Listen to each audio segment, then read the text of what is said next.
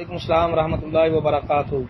محترم بھائی نے یہ ایک پوسٹ سینڈ کیا جی، تعلیم القرآن پر تحفہ لینا بھی جہنم کی آگ ہے۔ جی محترم بھائی، اسی گروپ کے اندر یہی میرے خیال میں ایک دفعہ پوسٹ آئی تھی، تو ہم نے اس کا جواب اللہ کے فضل سے دیا تھا گروپ میں۔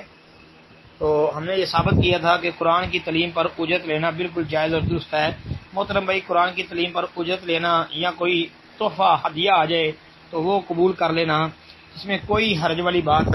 نہیں ہے، جائز ہے، انشاءاللہ درست ہے، انشاءاللہ اس میں کوئی حرج نہیں ہے۔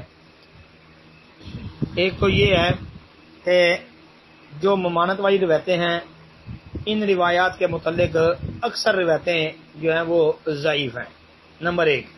نمبر دو، بعض اہل علم کا جیسا کہ حافظ ابن حزم وغیرہ کا خیال ہے کہ ساری ہی جو ہے وہ ثابت نہیں ہے، ساری روایتیں صحیح نہیں ہیں جن کے اندر ممانت ہے جی، لیکن کچھ روایتیں جو ہیں وہ حسن صحیح موجود ہیں، لیکن وہ اس کے علاوہ جو دوسری صحیح حدیثیں ہیں جن کے اندر جواز موجود ہے، ان کے مقابلے میں یہ درجے میں کم ہیں۔ ایک یہ بھی موقف ہے، اہل علم نے یہ بات بھی کہی ہے کہ ان کا درجہ جو ہے صحیح حدیثوں کے مقابلے میں کم ہے۔ پھر نبی علیہ الصلوۃ والسلام سے خود صراحت کے ساتھ یہ چیز ثابت ہے قرآن پاک کی تعلیم پر اجرت لینے کے حوالے سے، جس میں آتا ہے کہ نبی علیہ الصلوۃ والسلام کے صحابہ نے جو ہے وہ ایک سردار کو دم کیا تھا، جس کو کسی موذی چیز نے کاٹا تھا، ڈسا تھا، کوئی سانپ بچھو کوئی اس طرح کا کیڑا تھا جس نے ڈسا تھا، صحابہ نے دم کیا فاتحہ پڑھ کے تو وہ صحیح ہو گیا تھا۔ تو اس سے پھر انہوں نے بکریاں بطور معاوضہ بکریاں لی، تو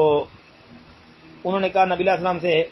پہلے پوچھیں گے مسئلہ پھر استعمال کریں گے۔ نبی علیہ السلام سے آ کے جب انہوں نے پوچھا، اللہ کے نبی علیہ الصلوۃ والسلام نے کہا کہ بھائی آپ تقسیم کر لو آپس میں اور میرا حصہ بھی نکال لینا۔ پھر یہ الفاظ بھی ہیں صحیح بخاری وغیرہ کے اندر کہ اللہ کے نبی علیہ السلام نے کہا انا حق ما اخذتم علیہ اجر کتاب اللہ، یعنی اجرت کی مستحق چیزوں میں سب سے زیادہ حقدار کتاب اللہ ہے۔ تو یہ بڑی صریح حدیث ہے، تو واضح ہے یہ بھائی، صحیح بخاری کے اندر 5737 نمبر دیکھ لیں، اس کے علاوہ 2276 نمبر پر بھی دیکھ لیں، صحیح مسلم میں بھی دیکھ لیں 2201،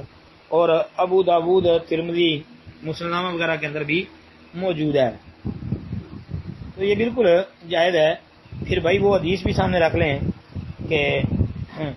قرآن کی تعلیم کو حق مہر قرار دیا، کہ بھائی جس طرح وہ صحابی کا ایک نکاح، وہ ایک عورت کے ساتھ نکاح اس بات پہ کیا تھا کہ تو اس کو قرآن پاک کی جو ہے وہ تعلیم دینا، تو یہی طرح حق مہر ہے، وہ حدیث بھی بھائی سامنے رکھ لیں، تو اس سے بھی ایک زبردست استدلال کیا جاتا ہے، اور اہل علم نے کیا بھی ہے جی۔ یہ صحیح بخاری کے اندر 4642 نمبر پر یہ حدیث موجود ہے، فضائل قرآن کا باب نکال لیں، اس کے علاوہ یہ ترمذی وغیرہ میں بھی موجود ہے۔ تو بھائی قرآن پاک کی تعلیم پر اجرت لینا بالکل جائز اور درست ہے، اور پھر کوئی اگر ہدیہ دے تو اس میں بھی انشاءاللہ وسعت موجود ہے، لیا جا سکتا ہے۔ ہاں، السلام علیکم ورحمۃ اللہ وبرکاتہ۔ اتنا تشدد اس مسئلے میں نہیں کرنا چاہیے۔